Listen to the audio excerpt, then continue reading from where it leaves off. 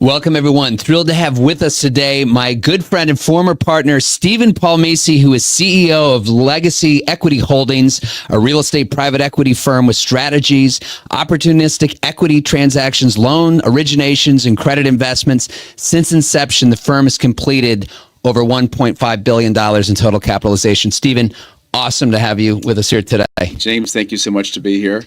Long-time listener, first-time There caller. you go. Wonderful. Well, I've been after you for a while, so I'm glad we could do this. And we share so much of the history, and going back to our early Macey days. You were instrumental in building out the Brooklyn office. I mean, kind of amazing that at that time, Brooklyn was kind of the new frontier. Now, if you looked at Brooklyn sales, it would be a top 10 city for sales if it was just its own city. So you all were obviously onto something early.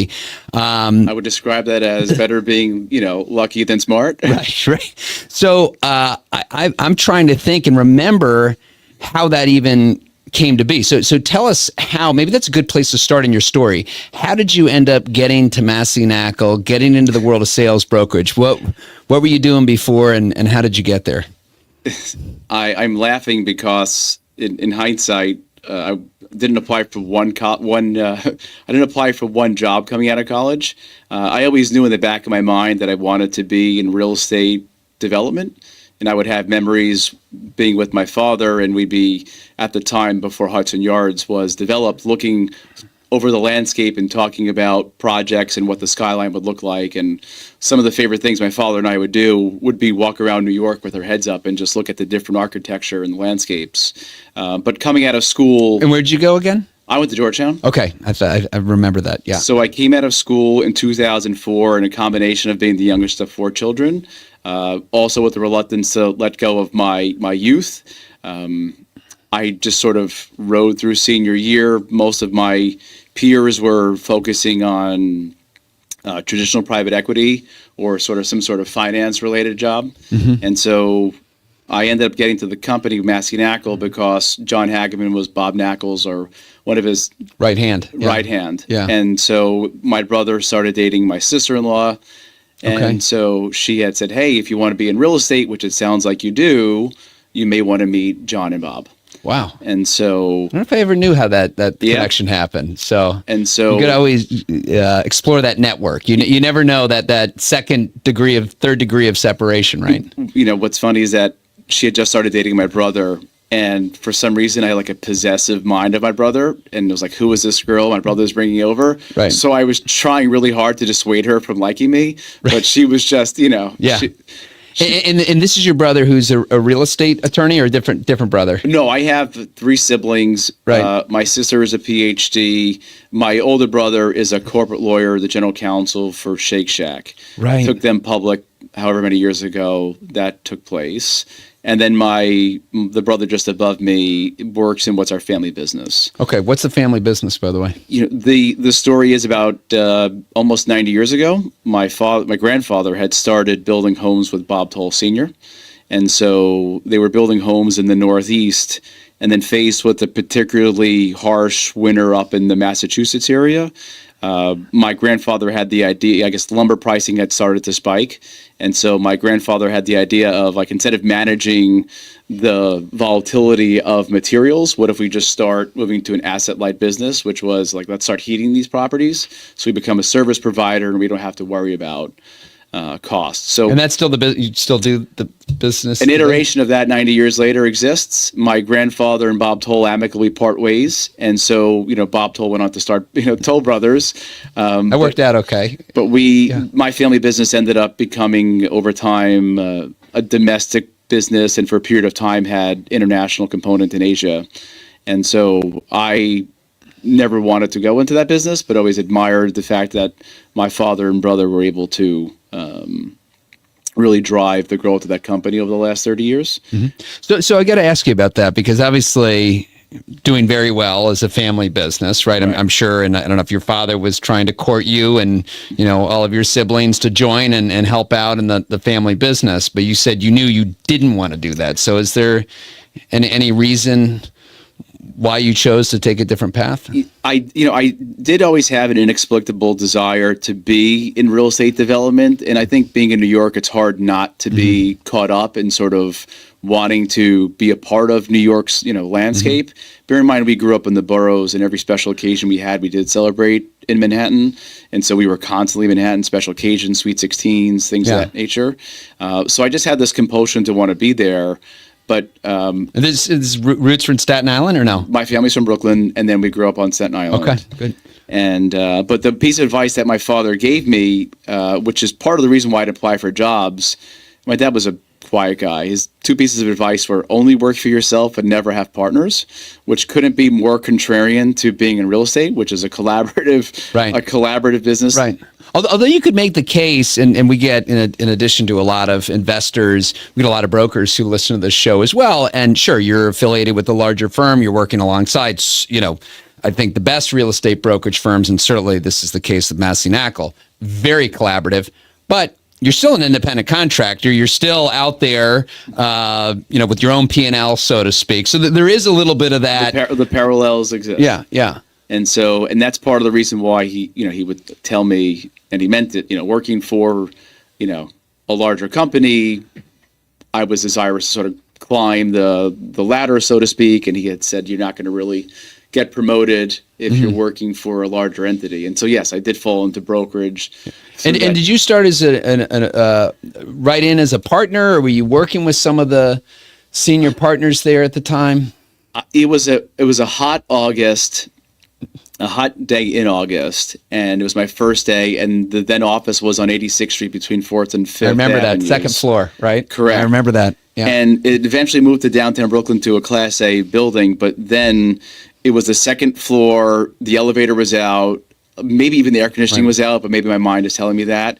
And I just kind of sobbed a little bit. I just said, where am I going? But yes, I worked for the manager of the office, who was Tim King, and his partner, Carlos Matos. Brian Larry was there back Brian Larry was there back then, too. Yeah. And they Carlos and Tim in particular, took me under sort of their wing, and I would be driving around parts of Brooklyn I didn't fully know existed. Right.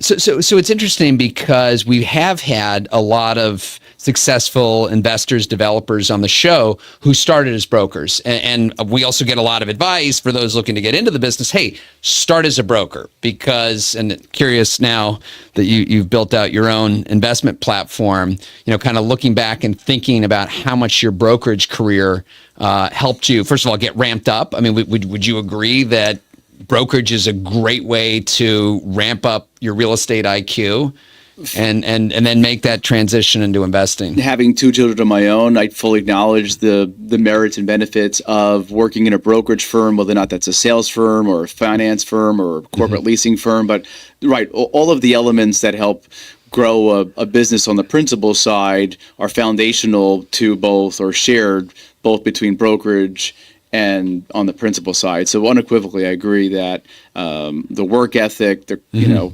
learned experience about the nuts and bolts of real estate, the analytics component to it, are definitely derived from the brokerage business. And I want to give you the proper credit due, because you weren't just a broker; you were a partner in the firm. I mean, you rose to the ranks. I mean, very quickly and for good reason. One of certainly the top sales brokers in Brooklyn, if not, right up there, company wide. So what was it about your approach? Again, operating, exclusively focusing in Brooklyn, and not that you wouldn't end up doing business around the city, but like you dominated downtown Brooklyn and the area. What was it about your approach that made you such a successful broker? I think much of the success has to do with Macey Nackle's then commitment to being exclusive in Brooklyn and having a dedicated resources in Brooklyn. And at the time, no one had given it that level of attention. And you had all the larger New York firms that were just sort of sending people out on, their employees out on special missions to say, hey, this person's going to do New York, but also try to cherry pick from Brooklyn. And I think it was the fact that we planted a flag there, built an office there, and really just consistently tried to grow a platform is what helped us gain the most recognition. There's still something, and sometimes it can be hard to quantify or characterize, because when you think of the most successful investment sales brokers out there, I don't think they necessarily have to be the type A, salesperson who's out there. But there is that kind of quality that sometimes, again, it can be hard to explain what that is. But I mean, I think across, and this applies to residential too, you see this 80-20 principle where you get 20% of the brokers who are doing 80% of the business, and just observing, working on deals with you, the way you earned, I was going to say commanded, but really earned your clients' respect and just your knowledge and your deal-making abilities. That's not just, I don't know if that's something that's learned, right? But as far as your ability to not only convince an owner, and sometimes I get asked, what's the toughest part about brokerage and, making the sale and this and that, like sometimes landing that exclusive in the first place, convincing someone to trust in you to, here's my property. Yeah. I'm entrusting you to sell this incredibly valuable asset, do right by it, and then obviously figure out the deal and get it done. I have an expression that 90% of life is showing up. And so the fact that we, I think collectively, Macey and Ackle folks, consistently showed up on time earns a lot of credibility unto itself. And then, Bob always has an expression, if you always tell the truth, you never have to worry about what you're lying about, or some form. I thought you were going to say real estate brokerage is only a part-time job. You only have to show up half the day, 12 hours a day, right? That's another one. I mean, it was funny because I was telling at our firm's holiday party last night that I've gotten soft because there's one guy in the office. He's still on the desk at like 7 a.m. I said, I used to get there at 6:40, 6:30, 6:45. And if the rest of the team wasn't at 7, I was like, what's going on? Half day? What's totally So, but yeah, no, you certainly had that drive and that hustle and that consistency, I think, of showing up, right? I agree. Yeah. So how many years was it then that you were, because from Macey and Ackle, we successfully sold to Cushman that was out there. I mean, that was really kind of a landmark sale. And again, it was, years of building that up. Sure. But yeah, 3+ great years at Cushman, and then moved to JLL. Yeah. So I took a mitigated risk in 2012, and at the time, real estate private equity was really moving into multifamily in New York for the first time, and so a lot of my now contemporaries bought significant portfolios of multifamily, and so having been at Macey and Ackle, I said we're going to buy on balance sheet multifamily. What's really popular today, I don't want to say it's a credit for, but the tax class 2B strategy of buying small cap assets that have limitations on their tax increases. We built out a portfolio of about 20 buildings over a 5-year period, set up a management office. So we had dedicated resources, and that did really well for us leading into the rent laws changing in 2018, 2019. And that's when the industry took a different turn. Right. And so what I should have done in hindsight, but don't bemoan the past, was I should have bought 200 buildings. But since we didn't have the application of other people's capital, institutions or otherwise, we just sort of took a on balance sheet approach, bought the assets, brought them into our platform, and managed them. So, but you also had a full-time job at the time, right? I had a full-time job. So you're out there brokering. You're not just brokering 1 or 2 deals on the side. Like you had a team actively out there, and at the same time, you're building up this investment platform, which, I've got a lot of questions about this, and I'm sure our audience would love to hear about this as well, especially the brokers out there who want to get involved in investing, because, there's a lot of questions when it's a broker, but they're also buying. Okay, conflict of interest, right? So how do you do that in the right way? How do you do that in the right way? That was my focus was on Brooklyn and Queens, and so I always bought from my competitors, and so it was very easy for me not to have a conflict because I was always. I don't think I bought one transaction directly from a principal.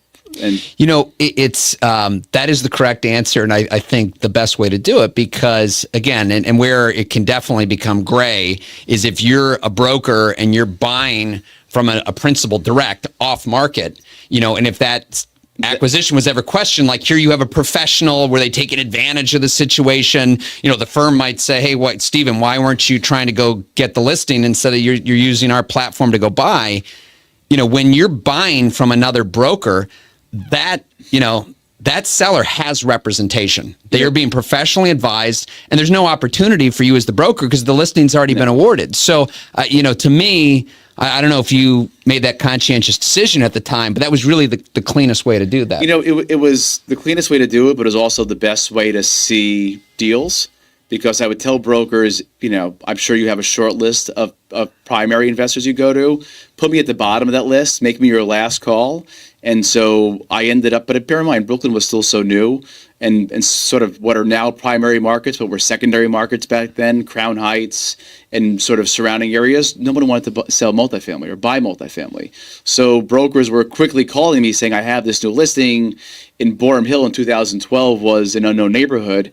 Hey, do you want to, buy this multifamily? All of my top buyers won't buy it. And I said, I know the block. I'm there every day. We'll buy the asset. So they weren't worried that you're going to start running around with it on the brokerage fund, especially if it was, That's where, so with some folks, it took some time to build trust, but, even among my competitors, which helped me on the brokerage side, I deliberately set out to build a reputation of I mean what I say and I say what I mean. Mm-hmm. And so signing a contract, doing it diligently, signing it within the time frame you're going to sell, funding it, and having a seamless execution on the buy side earned a lot of credibility as a buyer. And then as a broker, my sort of competitors always just said nice things about me. They may have gripes that I beat them out on a listing, but no one could ever say that I didn't do it in a manner whereby, like, I fought hard and I fought honestly, when you're sort of in a broker off. And so I think that goes towards your question earlier. It's like, the translation between a principal and being a broker was sort of just between being a broker and being a principal rather is, what is your message? Being consistent. When I was trying to win business at Macey and Ackle, I only represented the seller and I only represented their best interest. And doing that helped people to realize that we were actually out there for the best of their ability. On the principal side today, we're investors and we're lenders, and we have a very specific box in which we do those two things. And that helps folks really stay on message. Mm-hmm. So one of the beauties of brokerage and understanding the market, as a broker, you're seeing hundreds of transactions a year, right? So you're seeing the market, you're seeing the trades. Your job, if you're doing your job properly, is to understand each of the trades. Why did it sell for this cap rate? So you have that information. You're seeing the whole picture. And what I, and talk about in the book is an inefficient marketplace. That is one of the beauties when we talk about gaining the insider's edge, is that you can go into this inefficient marketplace, right, and gain advantage, right? So, but you probably had the best advantage there was because you see the whole market, right? Now, that being said, as a broker, you're only an inch deep, maybe a mile wide, right? So you're not actually, going in and doing the transaction. On the other end of the spectrum, principal, you are going deep. You're understanding everything that it takes to get a deal done. So I've got to imagine that being a great broker made you, helped you in your investing. But I've got to also imagine that being a great investor also made you a better broker. What do you think of that? I couldn't have said it better. Mm-hmm. The inch deep, mile wide, love that expression. And that was just sort of the yin to the yang of the principal versus brokerage business, because once you start being, into the transaction, you really get to see some of the elements you might have missed on the principal side. On the brokerage side. But yeah, I think unequivocally that works well in sort of this dynamic between how the push and the pull help one another, and sort of being deep into transactions and then sort of learning about the nuances of the transactions and seeing why many times transactions fall apart, whether or not that's a nuance or just specialization in DHCR or all the elements, helps you on the brokerage side, because then I was able to say, as a brokerage, especially early in your years, you want to jump at every transaction. You're like a puppy, right? It's just like you want to play with everyone who wants to play with you. You're full of energy and you're eager, but when you're sort of balancing being a broker and being a principal, it's like, hey, maybe this isn't the right opportunity to try to spend my energy representing this owner because their financials aren't great, or the building, right? All the elements I learned that might have or potentially killed the deal on the principal side, I was seeing on the brokerage side, right? So it's like their paperwork isn't clean, the rent law's changed, no one's buying these assets, it's a low probability for execution. I'm going to put my energies elsewhere. Got it. So you finally retired the jersey, so to speak, on Brokerage. I mean, what was the year, and kind of at what point? I mean, I would imagine that the principal business became so full time and consuming that did you finally say, okay, I can't, as much as I'd like to keep one foot in Brokerage, it's just I need to focus all my attention on investing. The 2021, 22, and 23 calendar years were arguably some of my best years in the brokerage business. You'd probably be alone in that. I haven't heard a lot of people say that. But and go out on a high. Was it Sampras who went out on a high, or I'm trying to remember? He did. He did. Good. He did. Okay. Good. And so it was that transition, and I realized what a difference a year makes. So I left about a year ago, formally, or resigned a year ago. And so I just needed to make the decision on where my long-term growth was coming from and really where I wanted the next challenge. And that was deeply in the principal business. And so where we are today, Legacy still exists, but we've been rebranded as a company called Integritas Capital. And so we're a private equity firm with a specialization in commercial real estate and private credit strategies. On the debt origination side, the private credit strategy, we did $400 million of originations this year. So that is a meaningful size debt fund. Their average origination was about $70 million. And so my efforts spent, the new challenge I wanted to take on was spending 2025 building awareness about who we are and what we're doing, growing our investor base towards more of an institutional platform, and sort of really starting to do the things we did well on the principal side, but on the brokerage on the brokerage side and the principal side. So tell me about the decision, because I know you certainly do equity as well, but the focus seems to be on credit right now. So kind of why did you choose that path? I mean, you continue to do both. I mean, it's an interesting parallel. On one hand, we're talking about how being a broker makes you a better investor. I would imagine, still being on the principal and on the equity side probably also makes you a better lender. So being a broker unequivocally made me a better lender. And so being a new lender in the market, you had to have an insider's edge. And so it's such a stock commodity in some respects, being a lender. The angle we had to take was we're looking for, these are bridge loans, these are short-term bridge loans, wide spreads, but we needed a unique situation whereby we either had a good borrower with a bad piece of real estate, or we had a bad piece of real estate with a good borrower, right? I needed an angle for why we were lending, and because of my knowledge in the brokerage business for what I thought land values were. For example, we made an over $50 million loan on a large industrial site earlier this year. And so if you look up the borrower, there was a judgment against the borrower for dumping by the DEP for dumping into the water. There are elements about the project whereby we weren't able to have a full phase 2. So by and large, great piece of real estate, waterfront, many acres, but a borrower who was unbankable.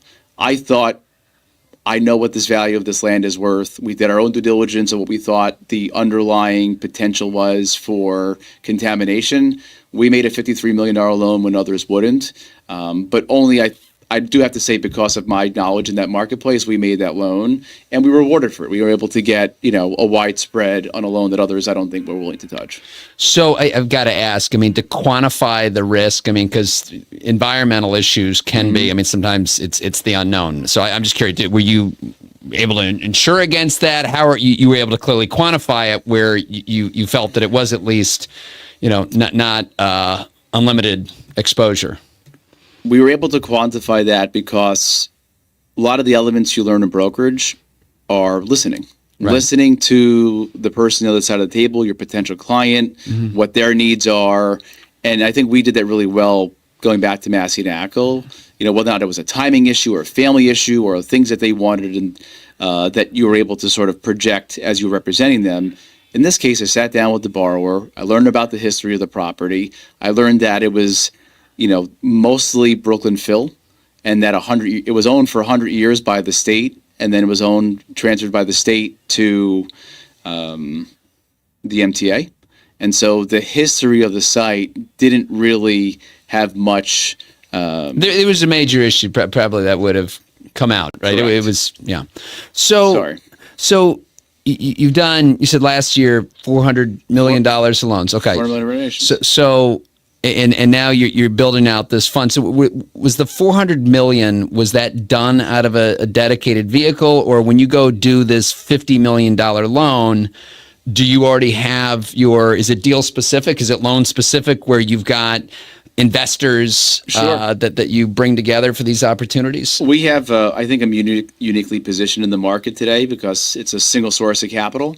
And so I'm 50% of the decision-making ability. Okay. So it's our ability to move quickly and execute on, transactions that are meaningful in size. It's helping us win awareness.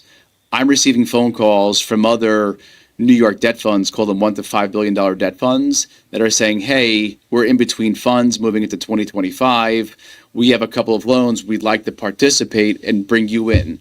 And so suddenly I'm now potentially being paired up with some of the larger names in New York because of our ability to write checks and because of the speed in which we work. And do you ever play kind of, when you go into something like that, is it pari passu, or you kind of, structuring the deal where you're taking, a different, slice of the capital stack? So in these instances with the potential debt funds, we're control oriented, and so we will only be pari passu interest with control. And so these are conversations that have been building over the last year, and now it's at a critical point whereby one debt fund called me particularly. They said, hey, can you do something in 3 weeks?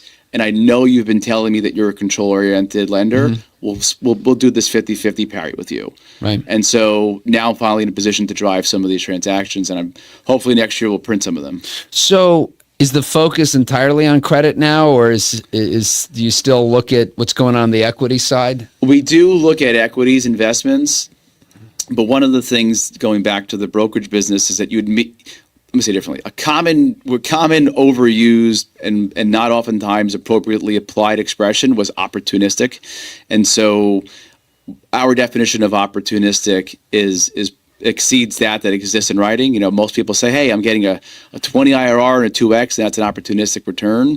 And that's not the requirements for our capital. We're looking to put out $1 to make 5, right? So we're really looking for things that are mispriced or distressed. So I got to ask how you do that on the debt side, because usually you're not seeing those kind of multiples. That's on the investment side. That would not be on the credit strategy. Okay, got it. Okay. So we are looking, but we're looking very carefully, and we are bidding on large assets. Right.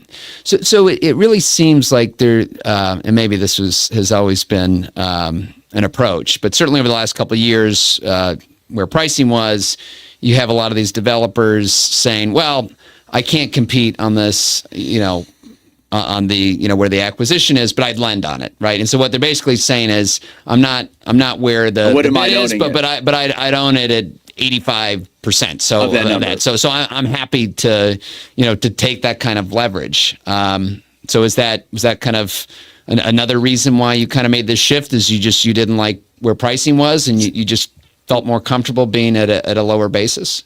It's all about basis for us and sort of detachment point. We originated a loan in January. That was the basis. This loan I'm talking about, the basis was something we were comfortable with, that we had a unique position on, given sort of our, my experience in the brokerage business. And so for us to be able to lend at that number, and in this case, it was probably higher than most people thought it was, we were comfortable lending at. So yeah, we're basis-driven lenders. Got it. So I'm sure we probably have a lot of people watching this now, listening to this show, who are thinking, well, I've always thought about getting into real estate investing on the equity side. I'm going to go buy a property. I'm going to go, do a value add, raise money. That's kind of the traditional way. You don't get a lot of investors who kind of go straight into lending. But kind of walk us through that, because I'm sure your first deal was not just, in your first loan ever was putting out $50 million. I'm sure there was a couple steps in the process to kind of gain that trust of whoever you said you have one single source of capital. Source of capital. Yeah. So I think it'd be helpful to the audience to kind of talk about maybe how you made your first loan or two, how you built that credibility where, all of a sudden you're able to show that, obviously you can find these great opportunities and you can execute on them. to the contrary, that the $53 million loan was really the first loan. The source of capital had been lending previously to sort of being committed with me. And so that capital has made loans over time. So they had a system in place and sort of a view on the market. So they were already lending. So, and this is interesting because we talk about in the book, especially when you're starting off, in a new venture platform, whatever it is, finding the opportunity, right? So was the real value that you've been able to bring is obviously the knowledge, but the deal, right? So is this, you approached them, obviously it was with a specific opportunity. Was that helpful in getting that done? In this instance, the famous expression is that a good deal finds capital. I do think that's appropriate and lends itself towards credit lending. In my particular instance, it was really having a shared vision with the source of capital that was looking to grow a credit platform instead of doing it on an ad hoc basis. We really had a shared thought in how we saw the market. And while I am a middle-aged man, they're older than I am. So, for them, they still look at me with a ton of youth and ability to help grow a platform for them.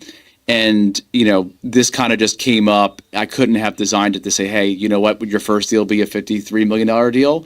They likely could have said no. But just the way the circumstances played out. It sounds like you had a thesis that you brought to their attention. So you clearly saw an opportunity, and there's, a plethora of bridge lenders out there. So kind of what was your, and not that you have to give your secret sauce away, but kind of what was your take on the market or the opportunity that maybe was new, different, to kind of align yourself with this group? They're vertically integrated, and so for them, they've built a significant portfolio with their bare hands. They self-perform. They've got dedicated capabilities, architecture. The former head or one of the former heads of the Department of Buildings is their chief of staff, so to speak.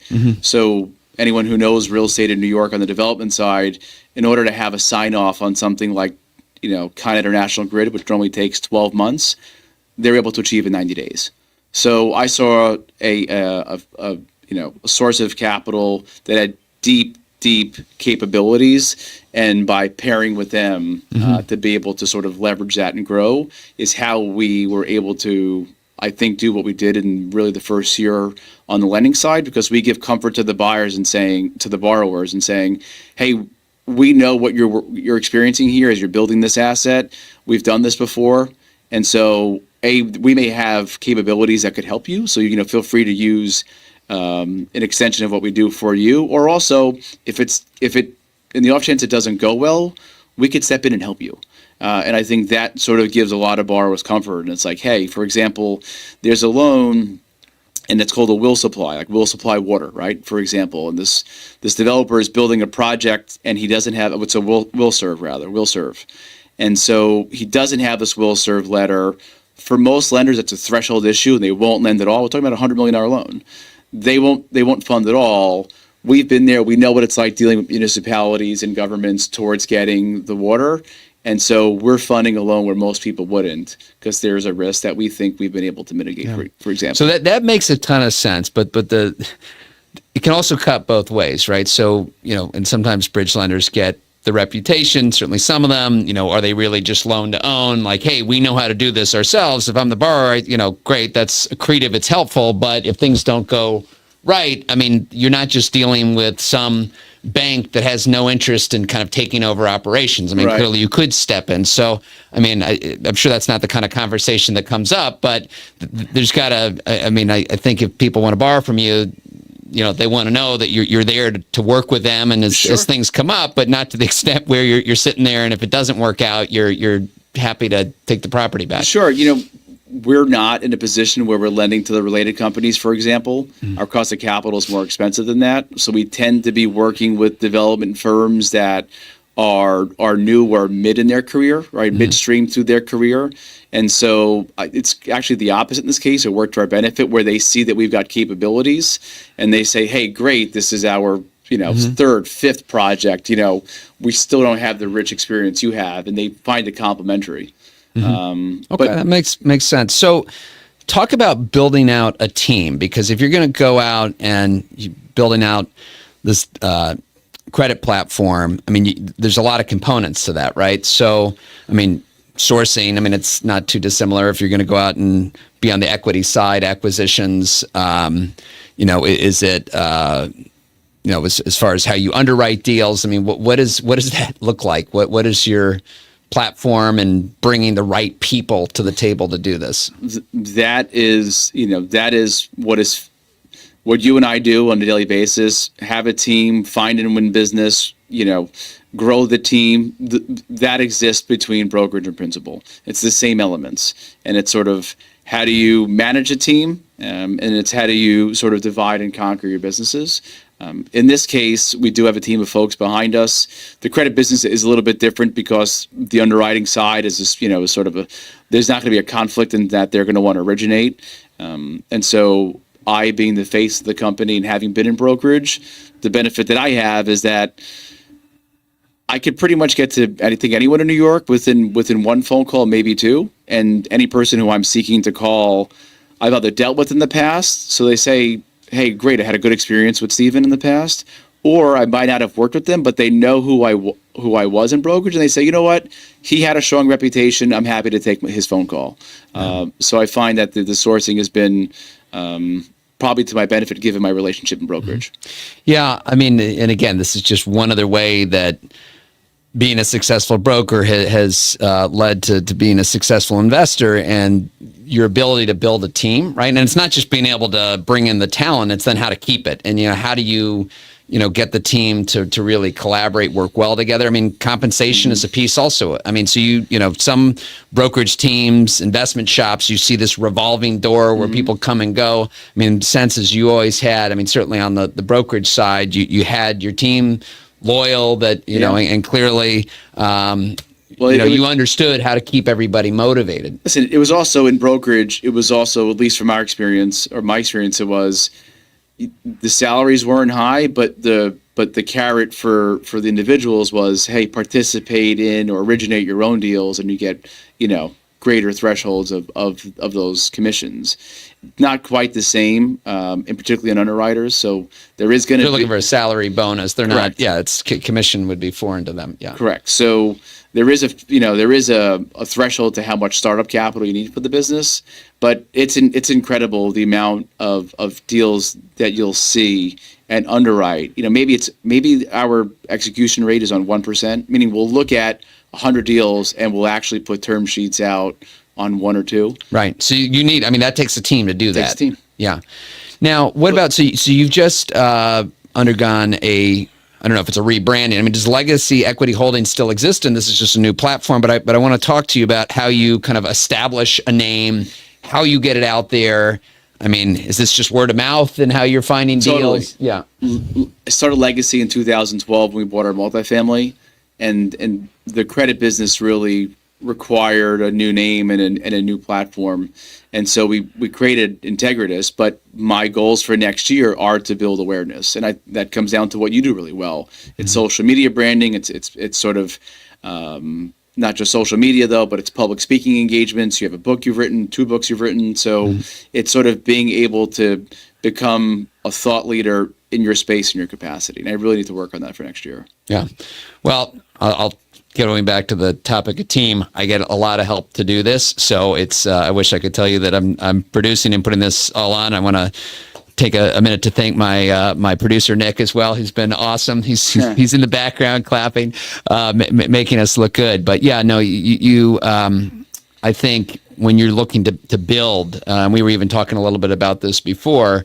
I mean, it's still your vision and content. That piece, I don't believe you can outsource, right? I mean, it's really, your expertise in the market and what you're doing. Now, a team can really help how to, package that and how to get it out there. But it's an important piece of the equation. When I left brokerage, I didn't ask anybody who I had left with. But I also would tell you that my past partners and colleagues are wonderful people and incredibly smart. I wouldn't be working. I don't think that they were right for the credit side. And so I had to be very careful with who I chose for the team. But I think that's the lesson I learned. It's like met a lot of people and it was finding the right people with alignment of thought, right interest, knowing the business, knowing how long it takes to create a credit business. And that's how we help sort of build out the folks that we're working with.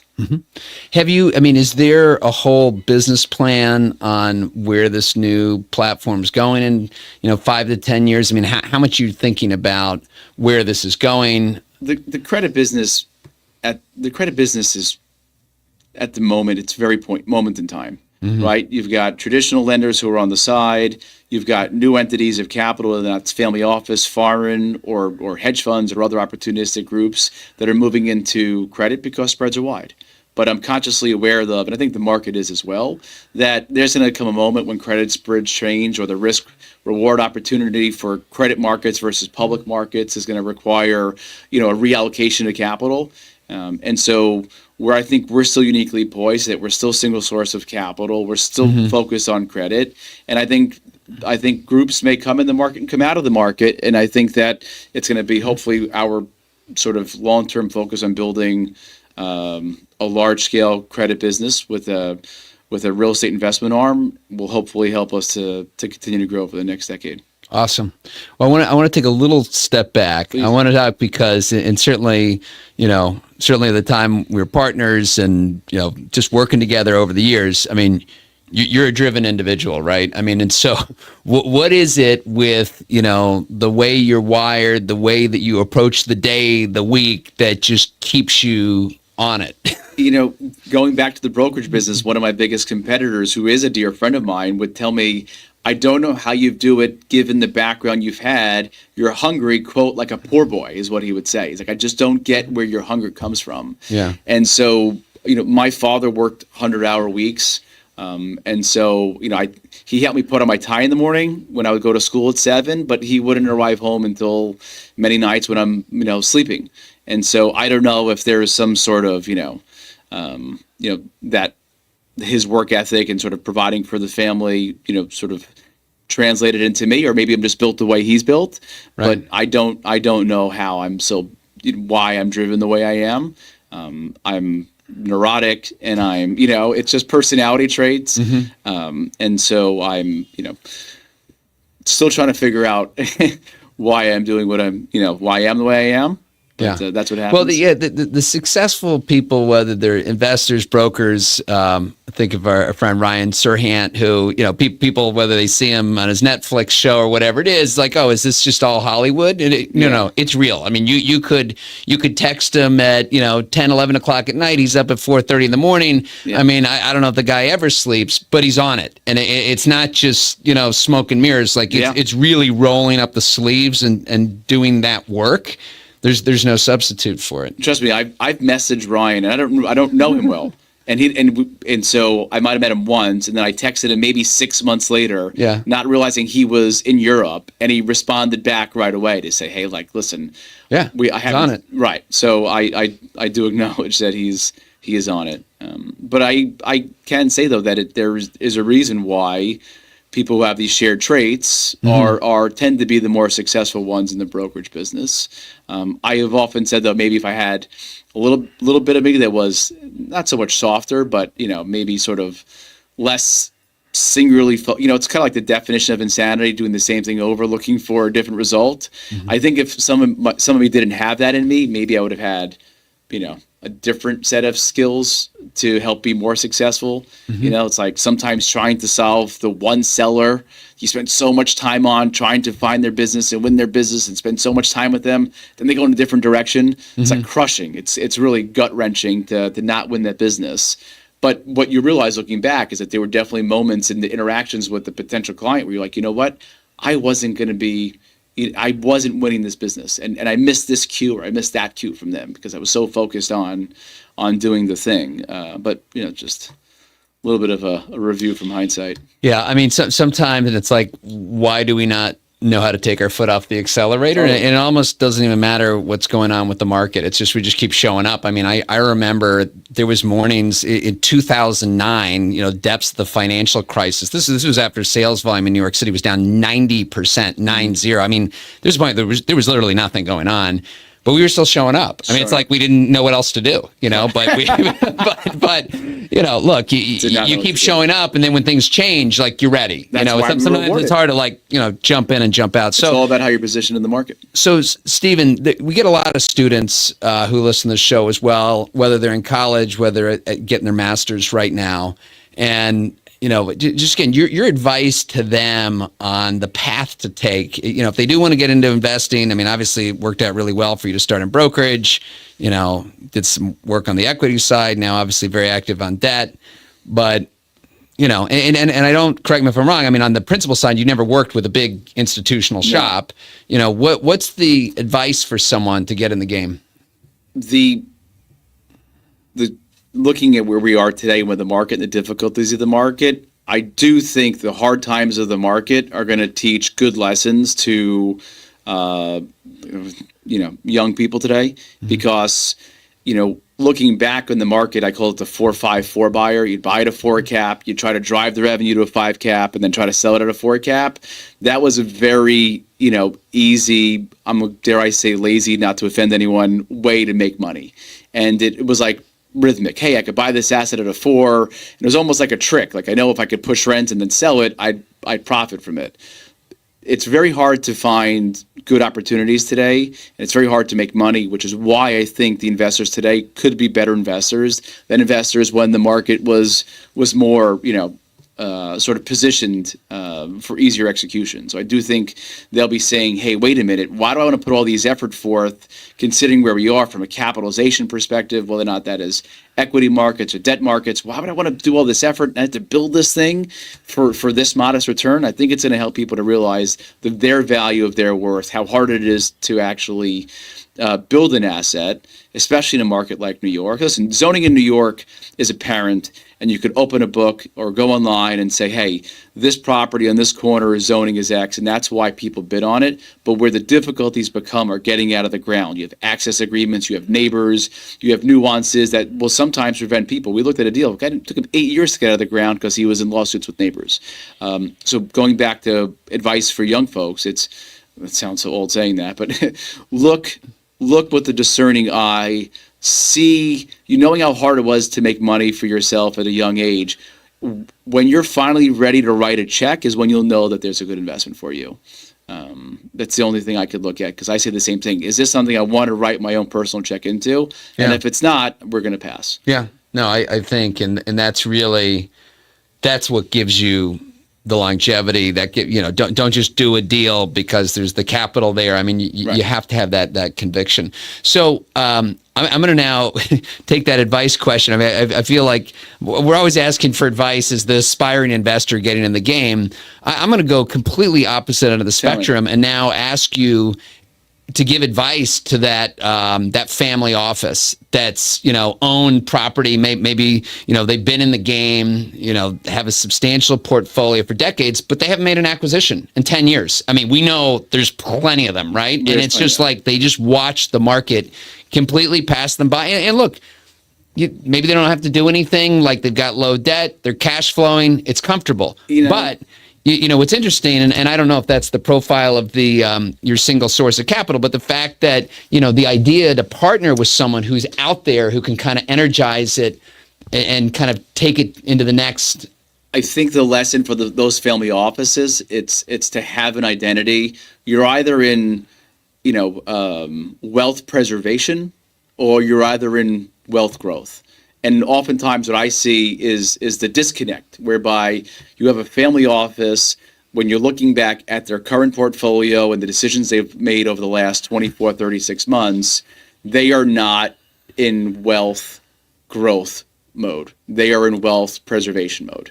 And so, but you have this misidentity maybe from from the younger generation who's saying, hey, we've built all this wealth. I want to go out and build a name for myself, and I want to go and buy opportunities. But it's this sort of disparity between the two. Yeah. But it's making sure you have an investor who, what I found is, this is a first generation family, made the capital on their own. They made it the hard way, that they're looking at taking their capital and continuing to grow it, and it's their ability to write checks quickly and fast for the next generation is what they're still building for. And so it's having that alignment of approach. Stephen, this has been amazing. It's been awesome, all these years, Thank you, James. the friendship and, having a lot of fun along the way. I tell you what, though, chasing you has been, especially in the brokerage side, watching you show up every day, watching you have been, the leader in the office, the first partner. I mean, your efforts are what helped inspire me. And it was like, this James Nelson guy, if he's there at 6:45, we've got to be there, earlier, So I thank you for many respects for all you've done to help grow my business. Wow. Awesome. Wonderful to hear. And I want to thank everybody who's listening. And, I've been saying lately, and I don't know how you couldn't get a tremendous amount of value out of this conversation. Share this with a friend. There's got to be someone out there that you've listened to this say, hey, this would help. Forward. I listen to a lot of podcasts. I forward it on. It's a great way to spread the word. We're here to help you gain the insider's edge to real estate investing. And you can go to jamesnelson.com. Again, this site is not about me. I built this site for you. There's a lot of helpful, in addition to the show notes today, you can figure out how to connect with Stephen, learn about all the great stuff that he's doing. But there's videos on there. There's the white papers. I write a column weekly at Forbes, again, with tips that are really designed for you to give you that advantage. So really appreciate your support in this. And until next week, thank you again.